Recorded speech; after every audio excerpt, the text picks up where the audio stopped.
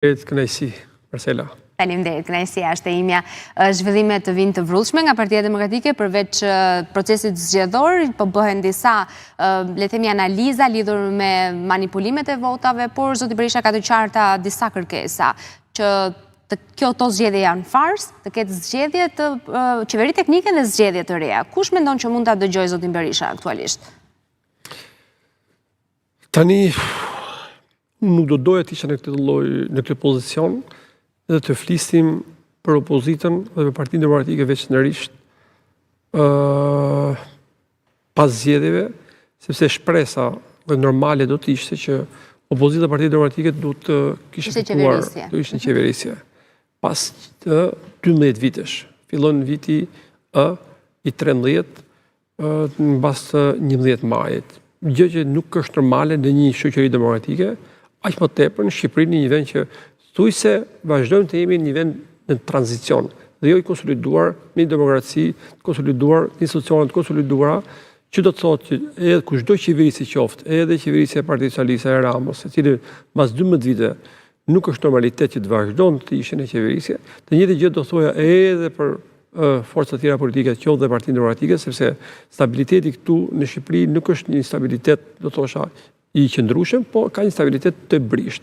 Por fakti faktet janë kokëforta, duke patë parasysh atë që më kujtohet gjithmonë që përpara se të kishte një zhvillim të madh, po themi industria, apo shkenca, apo shumë gjëra të tjera, mund të bëjë një paralelizëm që ndoshta edhe mund të jetë paksa egzageruar, por gjithsesi e qëndron. Më përpara, të paktën unë kam nga fëmijë, po prindrit tanë apo gjyqërit tanë kishin atë kur shkojnë në pazar, kishte nuk quhej peshore, po quhej kandar, dhe që kandari kishte kokrat e kandarit të cilët mbashin dhe nuk kishte vlerë masën, pra nuk peshonte në krahun tjetër. Pastaj dolën ato gjëra elektronike që nuk kishte nevojë.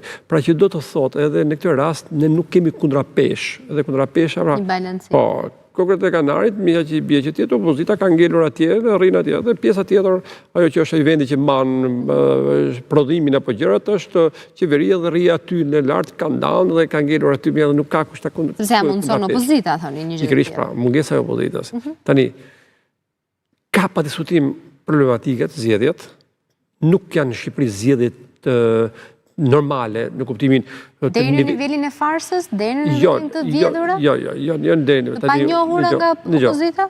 Tani, të krahasosh zgjedhjet e vitit 2017, të krahasosh zgjedhjet e vitit 2021, zgjedhjet e vitit 2025 kanë diferencë. Mund ta filloj analizën shumë më herët.